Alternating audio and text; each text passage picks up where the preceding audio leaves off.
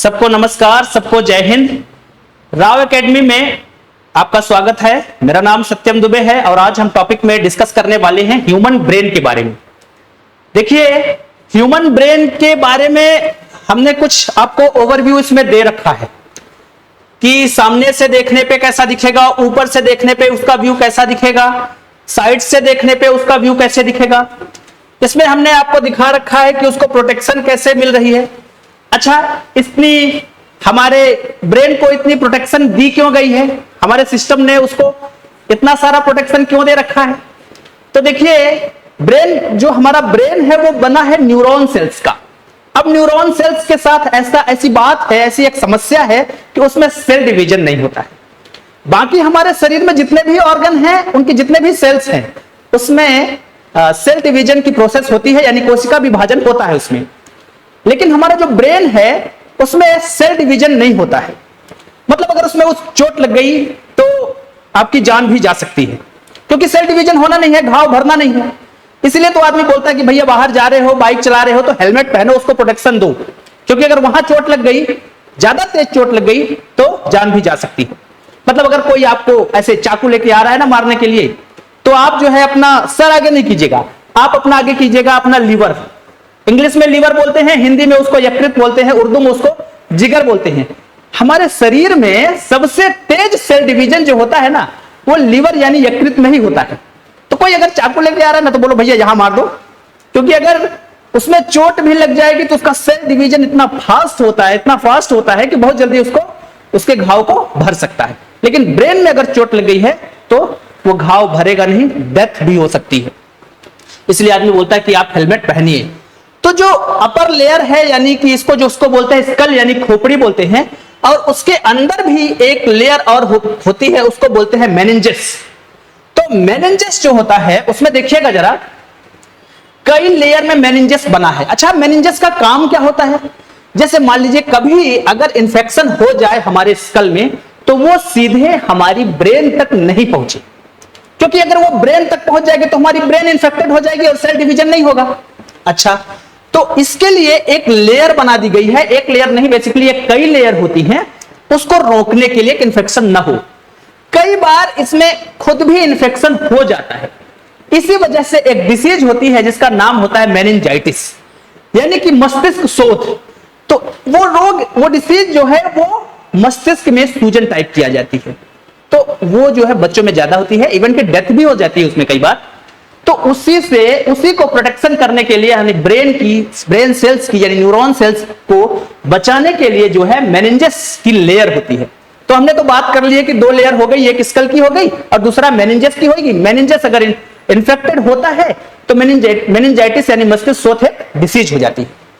हमने इसको प्रोटेक्शन के बारे में बात कर ली है। आगे इनके जितने भी लेयर्स हैं उनके बारे में भी हम चर्चा करेंगे।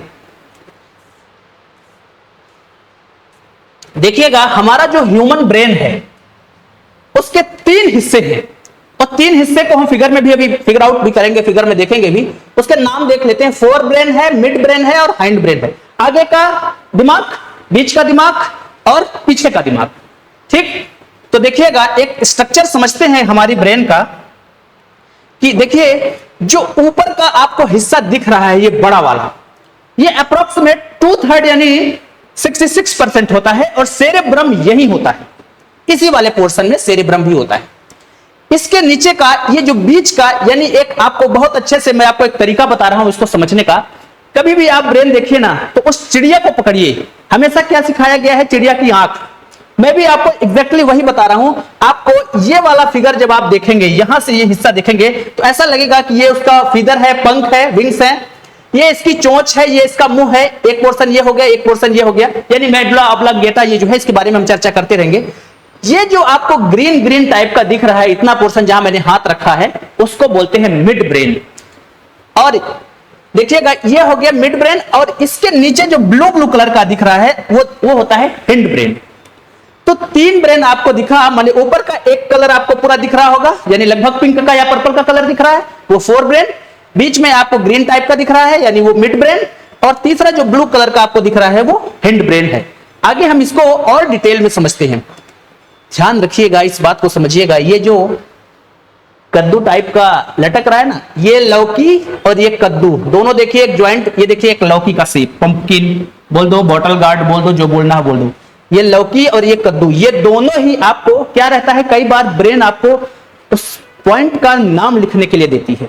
इस वजह से मैं जानबूझ के ऐसे मजाकिया टर्म्स इस्तेमाल कर रहा हूं ताकि आपको ब्रेन देखते ही समझ में आ जाए कि सर ने बोला था वो लौकी और कद्दू वाला कॉन्सेप्ट। तो ये लौकी वाला क्या है, ये कद्दू वाला क्या है, ये दोनों को बहुत अच्छे समझना है। ये वही तो है पिट्यूटरी ग्लैंड, मास्टर ग्लैंड वही तो है जो हमारे पूरे बॉडी को कंट्रोल करती है। आगे चर्चा करेंगे इसको। अब देखिए हमारा जो ब्रेन था उसके हिस्से थे, मतलब उठा के एक तरफ इसको रख दिया, उठा के इसको रख दिया, तो पार्ट्स को जो ब्रेन के हिस्से हैं उसको बोलते हैं लोब्स। अब लोब्स कितने हैं तो देखिए frontal, temporal, parietal, occipital, insular और लिम्बिक। ये सारे तो देखने पे ऐसे समझ में नहीं आएंगे, फिगर आउट करते हैं, फिगर में देखते हैं कि ये सारे लोब पहले हैं कहां। तो देख लीजिए जरा, एक लोब ये जो आगे का है, मतलब एक हिस्सा ऐसे उठाया और ये मैंने आपके सामने रख दिया, ये लीजिए, ये दूसरा हिस्सा उठाया, ये हिस्सा, मतलब ये दोनों अलग अलग है ना, और एक तीसरा हिस्सा ये तीनों हिस्से, तीनों को एक साथ हमने रख दिया, ये लीजिए, ये आपका फोर ब्रेन हो गया। तो ये जो है एक लोब ये हो गया, एक लोब ये हो गया, एक लोब ये हो गया। अभी हम और भी दिखाएंगे आपको, इसको और जूम आउट करके दिखाएंगे। ये जो है कनपट्टी के पास हमारे जो ये हिस्सा है, यानी ये वाला हिस्सा, इसको बोलते हैं टेम्पोरल लैब। तो टेम्पोरल लोब में ये वाला हिस्सा है, आगे का सामने वाला जो हिस्सा है उसको बोलते हैं, मतलब ये आदमी ऐसे खड़ा हुआ है, ये आगे वाला जो हिस्सा है उसको बोलते हैं फ्रंटल लोब। बीच वाला जो हिस्सा है इसको बोलते हैं पैरिटल लोब यानी पार्श्विक लोब। जो लास्ट वाला हिस्सा है उसको बोलते हैं, पीछे का जो हिस्सा है उसको बोलते हैं ऑक्सीपिटल लोब। हिंदी मीडियम के स्टूडेंट्स जो हैं उनको बिल्कुल समस्या नहीं हो जानी चाहिए, क्योंकि पिट्यूटरी ग्लैंड को पीयूष ग्रंथि कहते हैं, लेकिन कई बार जो है पिट्यूटरी को हिंदी में पिट्यूटरी लिख के पूछ लिया जाता है। तो इस वजह से टेम्पोरल को टेम्पोरल ही लिखेगा वो, तो आप उसमें ध्यान दीजिएगा। तो चार लोग तो हमको दिख ही रहे हैं कि एक आगे वाला हिस्सा हो गया जो अलग है, बीच वाला हिस्सा है जो अलग है, फ्रंटल, फ्रंट में है इसलिए फ्रंटल, बीच में हमारा ऊपर वाला हिस्सा है पार्श्विक हिस्सा है इसलिए उसको बोल दिए पैरिटल, पीछे वाला हिस्सा है यानी पीछे की बात को अंग्रेजी में बोल देते हैं ऑक्सीपिटल, और जो कनपट्टी वाला है उसको बोल दिए टेम्पोरल लोब। चार लोब तो आपको दिख रहे हैं, पांचवें और छठवें कहां है सर, जो आपने ऊपर अभी आपने पढ़ाया है कि 6 लोब होते हैं। तो देखिए इंसुलर और लिम्बिक जो लोब्स हैं, जैसे ही मैं इस टेम्पोरल लोब को ऐसे पकड़ के खींचूंगा तो दो अंदर गोल गोल और हैं, उनको बोलते हैं इंसुलर, इंसुलर और लिम्बिक, यानी 4 तो ये हो गए, 5वां और 6वां जो है इसके अंदर डिब्बे में बंद है। ठीक, तो 6 लोब्स होते हैं। अब हमारा जो ब्रेन है ना वो 2 हेमिस्फीयर में डिवाइडेड है, एक लेफ्ट और दूसरा राइट। मतलब आदमी बोलता है ना कि वो मूवी में नहीं होता है, एक कुल्हाड़ी लाता है वो बीच में मार देता है, वो 2 टुकड़े हो जाते हैं, तो वो 2 टुकड़े ना बिल्कुल ब्रेन के ऐसे हो जाते हैं। ये ब्रेन है ऊपर से ऐसे, ऊपर से देखा जा रहा है ये ऐसे, यानी दोनों लेफ्ट हेमिस्फीयर और राइट हेमिस्फीयर दोनों एक दूसरे से कनेक्टेड हैं। इसमें एक चीज आपको अभी बता देंगे कि यहां पे बीच में ऐसी कौन सी ऐसी चीज है जिसकी वजह से दोनों कनेक्टेड रहते हैं और सिग्नल को एक दूसरे के पास ट्रांसफर करते हैं। अच्छा देखिए, जो ये ब्रेन में उभरा उभरा चीज है, ये उभरा है, जो उभार है, मतलब एक तरह से ऐसा समझिए कि यहां श्रृंग और गर्त है, इनको बोलते हैं, देखिए गाइरस और सुल्कस। तो सुल्कस में ऐसा रहता है जो गर्त वाला हिस्सा है, जो गड्ढा वाला हिस्सा है, मतलब उभार है और गड्ढा है, तो जो उभार वाला हिस्सा है जो उठा हुआ है उसको बोलते हैं गाइरस या गायरी बोल देते हैं, और जो जहां पे दबा हुआ हिस्सा है उसको बोलते हैं सुल्कस। तो गाइरस और सुल्कस दोनों सरफेस एरिया को बढ़ाने के लिए होते हैं, मतलब जितने ज्यादा उतार चढ़ाव रहेगा उनका सरफेस एरिया उतना बड़ा रहेगा, और ब्रेन का जो हिस्सा है वो उतना ज्यादा बड़ा होगा, तो एरिया ज्यादा बड़ा होगा तो हमारा ब्रेन ज्यादा अच्छे से काम करेगा। और ब्रेन अगर छोटा है, यानी हमारा अगर फेस, आदमी बोलता है ना कि यार उनका माथा बहुत चौड़ा था, ये सरदार पटेल का माथा बहुत चौड़ा था, माथा में आभा थी, चेहरे पे आभा थी, माथा बड़ा था, इसका मतलब माथा बड़ा नहीं था, बड़ा था क्या, उनका ब्रेन बड़ा था। तो जितना ज्यादा माथा बड़ा होगा ब्रेन उतना बड़ा होगा, उतना डेवलप्ड होगा। और मंदबुद्धि इसी को तो बोलते हैं कि कम डेवलप्ड होगा तो कम, अगर छोटा सा आपका जो ब्रेन है वो साइज में छोटा रहेगा तो दिमाग कम रहेगी। तो हमने सुल्कस और गाइरस दोनों को पढ़ लिया है। अब देखिए फोर ब्रेन का मतलब आगे वाला ब्रेन, हमने ऊपर देखा था फोर ब्रेन के बारे में, ठीक। ये देखिए यहां पे एक हिस्सा दिखाया था हमने, ब्रेन के 3 हिस्से दिखाए थे, जो आगे वाला हिस्सा था, यानी ये फोर ब्रेन। अप्रोक्सीमेट 66% यानी 2/3 जो है इसी का कवर होता है। तो फोर ब्रेन के बारे में हम देख लेते हैं। तो फोर ब्रेन जो है के 3 हिस्से हैं, सेरेब्रम, थैलेमस और हाइपोथैलेमस। ये तीनों ही बहुत अच्छे से समझने की आवश्यकता है कि ये ब्रेन में कौन सा हिस्सा है। तो ब्रेन में जो ऊपर का आपको चारों लोब्स दिख रहे थे, जो लोब्स आपको विजिबल थे, चारों दिख रहे थे, वही लोब्स थे, उन्हीं का नाम था सेरेब्रम, ठीक। तो एक बात तो क्लियर हो गई, अब दोबारा कभी दिक्कत नहीं होगी कि सर सेरेब्रम है कहां पे। तो जो चारों विजिबल लोब्स थे वही है सेरेब्रम, ठीक। तो एक बात क्लियर। अब सेरेब्रम का काम क्या, जैसे नाम है वैसी क्वालिटी है। अब सेरेब्रम की क्वालिटी देख लीजिए, जो चारों विजिबल थे सबसे ज्यादा एरिया वही ऑक्युपाई कर रहे थे, और उन्हीं का एरिया कितना लिखा है सेरेब्रम का, 2/3 और 66% टोटल। अब इनका काम क्या है सेरेब्रम का, सेरेब्रम, ब्रह्म मतलब ब्रह्म ज्ञान, पूरा ज्ञान इन्हीं पर है, पूरा मेमोरी आपकी इन्हीं से। याद कीजिए, अगर आपका सेरेब्रम छोटा है तो कैसे आदमी ऐसे बात करता है ना, यार ये आदमी देखा देखा सा लग रहा है, मुझको याद नहीं आ रहा इसको मैंने कहां देखा है, मतलब समझ लेना सेरेब्रम में समस्या है, ठीक। आदमी की याददाश्त, मेमोरी का मतलब याददाश्त, मेमोरी कमजोर मतलब सेरेब्रम में प्रॉब्लम। मेमोरी एक बार पढ़ता है यार, उसको एक बार में याद हो जाता है, इसका मतलब सेरेब्रम बहुत अच्छा है उसका। थिंकिंग, कोई काम को सोच के बहुत जल्दी कर लेना, कुछ होते हैं कि इस परेशानी में तुरंत उसका हल ढूंढ लेते हैं।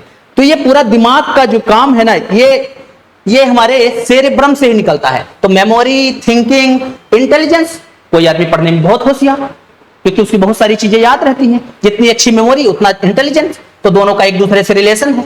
जो जितना ज्यादा इंटेलिजेंस वो उतना अच्छा सोचेगा, तो आपस में सारे ही कोरिलेटेड हैं। उतनी ही ज्यादा चेतना उतनी ही ज्यादा समझ।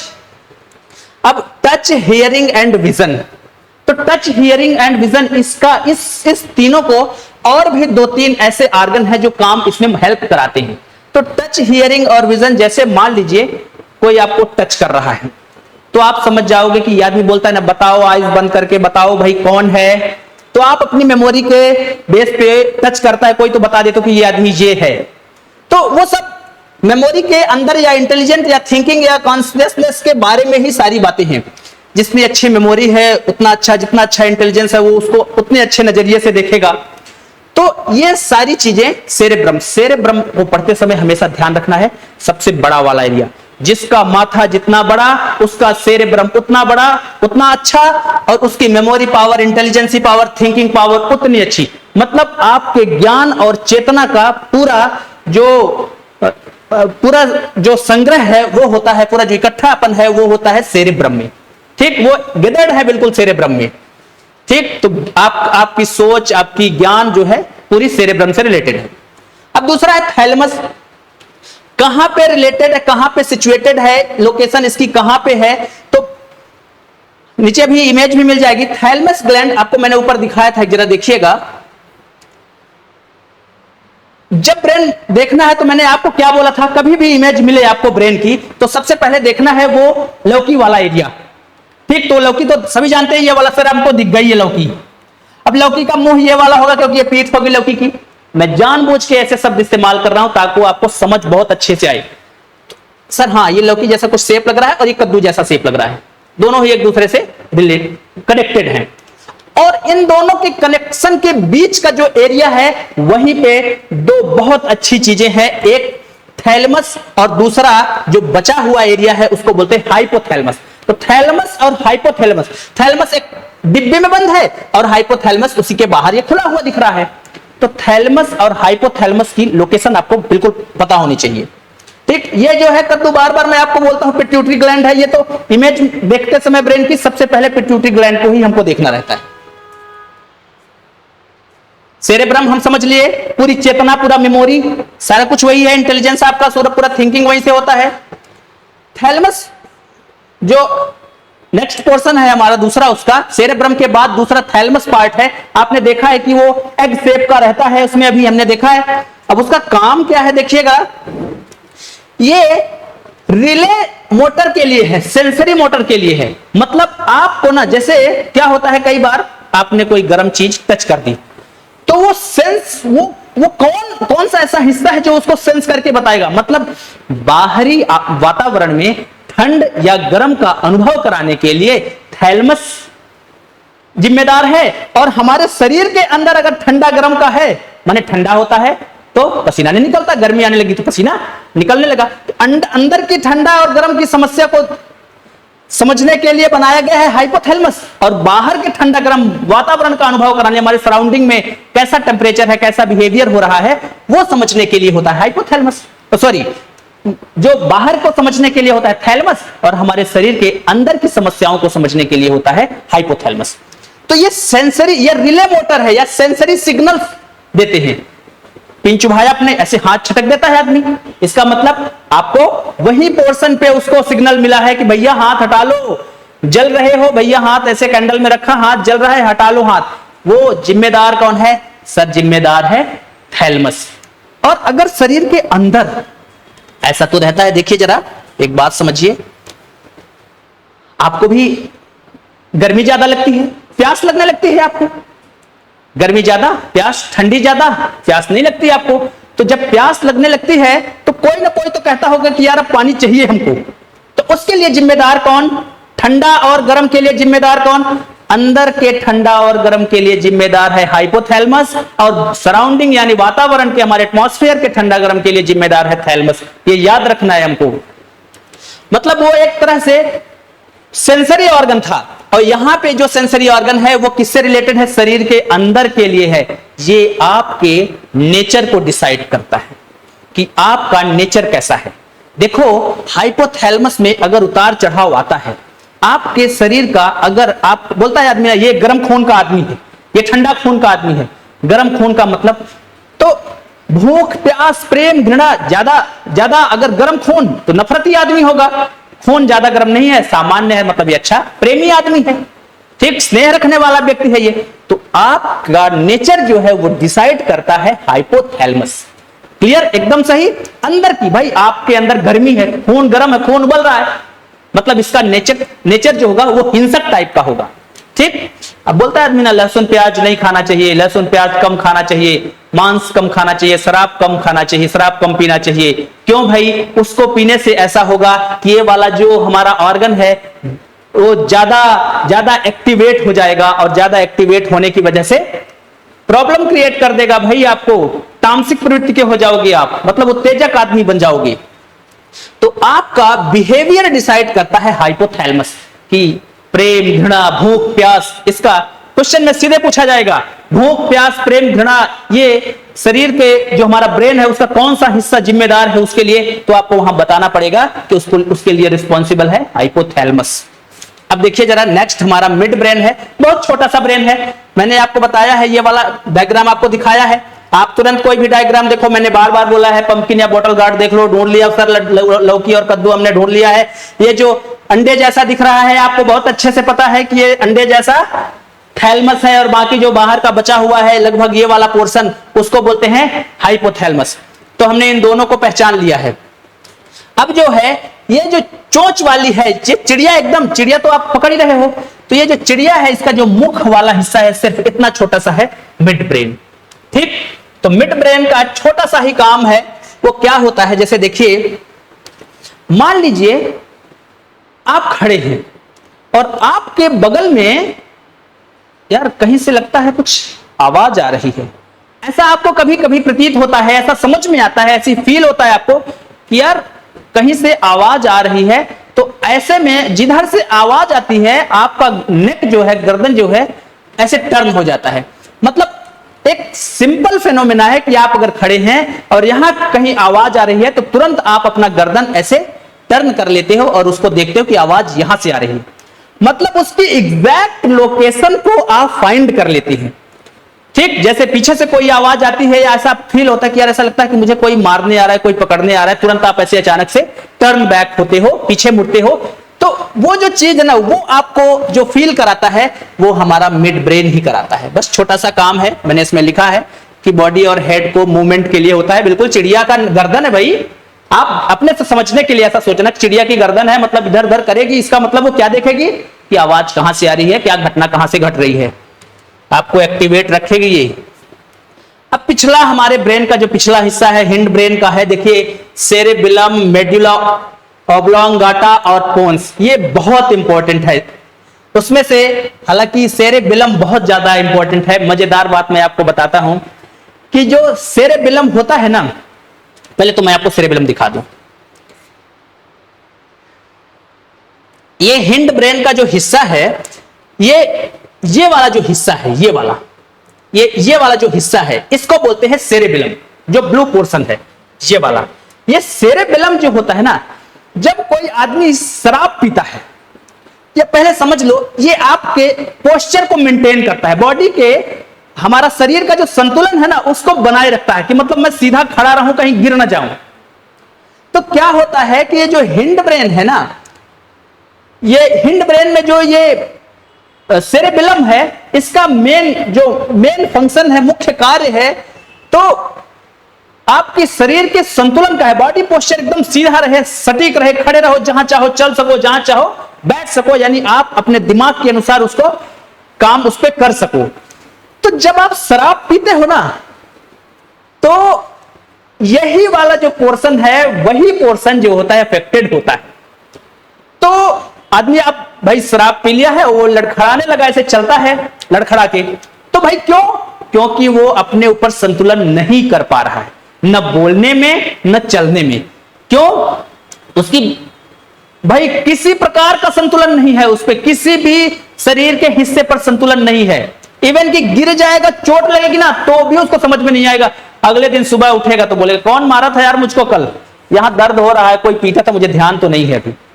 तो लड़खड़ा के चलेगा, उसकी आवाज भी अजीब से लड़खड़ाएगी, तूने मुझे क्यों मारा, ऐसे करके वो बोलेगा अजीब सा। तो बस समझाने के लिए बताया कि मतलब एक आदमी शराब पीता है तो उसका जो सेरेबिलम है वो वाला हिस्सा प्रभावित होता है। अब देखते हैं इसका दूसरा वाला जो होता है, पोन्स वाला एक हिस्सा है, और मेडुला ऑब्लोंगाटा वाला जो हिस्सा है, तो उसको भी देख लेते हैं। ये देखिए हमने इसमें लिख रखा है, वैसे ये डायग्राम बना के रखा है आपको समझने के लिए। इनके जेस्चर्स और पोस्चर्स देख लीजिएगा। शराब पीता है आदमी तो लड़खड़ाता रहता है, मतलब सेरेबिलम, आप सोचते होगे ना कि यार वो रस्सी पे चल पा रहा है, इसका मतलब उसका सेरेबिलम उसको अलाउ करता है कि हाँ मैं चल पाऊंगा, उसका सेरेबिलम में बहुत अच्छा उसका संतुलन बन रहा है, तो रस्सी पे भी चल पा रहा है, उसका सेरेबिलम बहुत अच्छा है। ये देखिए दो डायग्राम से आप समझ पाओगे कि बॉडी पोस्चर जो है उनका मेंटेन नहीं है। तो ये जो ऊन का गुच्छा था ना, तो वो आपको समझ में आ गया होगा, या चिड़िया का जो पंख था ना, वो समझ में आ गया है कि ये सेरेबिलम है।